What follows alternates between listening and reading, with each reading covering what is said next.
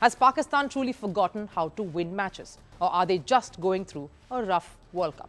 They started off the tournament in style as they beat Sri Lanka and Netherlands without breaking a sweat.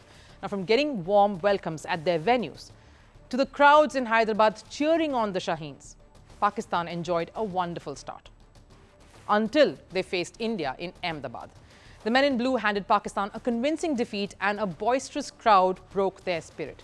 Pakistan suffered their first turning point in their World Cup journey, which left the team shattered. Since the Ahmedabad match, Pakistan have lost their next two games against an on-the-rebound Australia side and a fiery young Afghanistan. And the way the Pakistan team has reacted to the losses tells a lot about their current cricket affairs. First, Pakistan coach Mickey Arthur said that his team didn't feel welcomed in India. Arthur said that one of the reasons behind Pakistan's demotivating loss was, of course, that a popular patriotic song called Dil Dil Pakistan was not played during the game against India. A team losing a game because of a song not being played, slightly absurd, but we agree that the crowd was definitely one-sided. But hang with us here because things take an even more interesting turn. Pakistan openers have been playing safe in the first power play. It took the men in green 1,169 deliveries to smash a six in the first power play. When asked what took them so long, here's what they had to say. Maybe we want to eat more proteins and not that much carbs, but it's just that there's nothing we want to talk about it. It's just we really don't feel it if we are not hitting six or not four. It's just that what are we doing for the team? And if we are winning matches, that's going to, unfortunately, last two matches we didn't play well and we accept it, but it's just that we have still 5 matches, inshallah, then we will go to semi-final, but it's just that how you play, how you prepare, and that's really matter.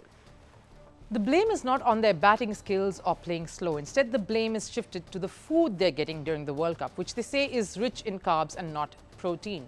When professional teams struggle in one aspect of the game, they often compensate from the other aspects to even out their performance. If batters score less runs, it is natural for a high-spirited team to put up splendid bowling and fielding efforts to make up for that.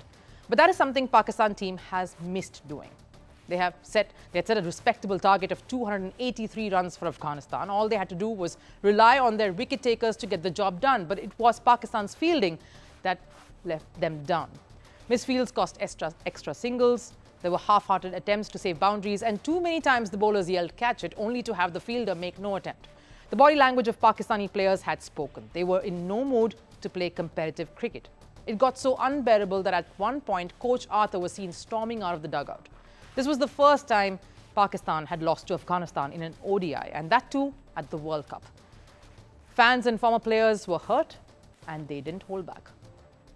हम चीखे मार रहे हैं show पे 3 हफ्ते से कि 2 साल से इनका फिटनेस टेस्ट नहीं हुआ. अब मैं लड़कों के इंडिविजुअल नाम लूं, इतने उनके मुंह हुए हैं. लगता है रोज कोई 8-8 किलो कढ़ाई खाते ने, निहारियां खाते ने. भाई कोई टेस्ट भी तो होना चाहिए. अब in professionally you guys are getting paid, playing for your country, and there has to be a certain criteria. I'm with Misbah on that. When he was coach, he had that criteria. Players hated him, but it worked. Ouch, that ought to hurt. But here's how some of the other former cricketers reacted after the loss to Afghanistan. Pakistan's legendary pace bowler Shoaib Akhtar took a dig at the team's selectors. He emphasized that the selectors have been making the same mistakes over and over again. Pakistan जो आज पहुंचा है जिस हालात में और cricket team जहां खड़ी है वो डायरेक्ट रिफ्लेक्शन है of their own choices that they have made for the last 20-30 years. Keep on bringing the same people, keep on doing the same mistakes, and you'll get the same kind of results in the end of the day. There is definitely an outcry against the current Pakistan side. That goes without saying. Even Pakistan Cricket Board's chief, Zaka Ashraf, has started consulting veterans over the current state of affairs. And some of them want Captain Babar Azam sacked. A typical response to get the captain removed when teams struggle. Forgetting the old saying that we've heard for years now, the captain is as good as his or her side. Some veterans are saying that Babar has learned nothing in his 4 years of captaincy, also raising questions on his batting in crucial matches.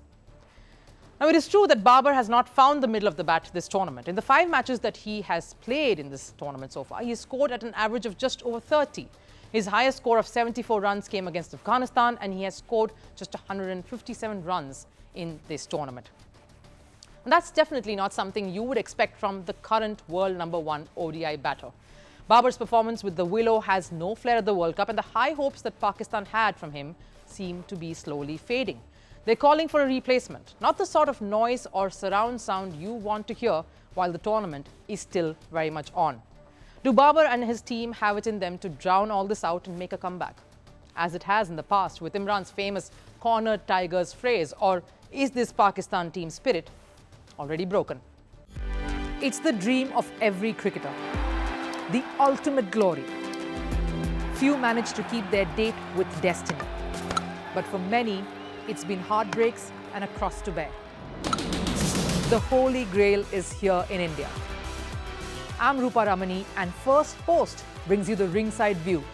We bring you the Cup of Dreams, Cricket World Cup coverage like never before.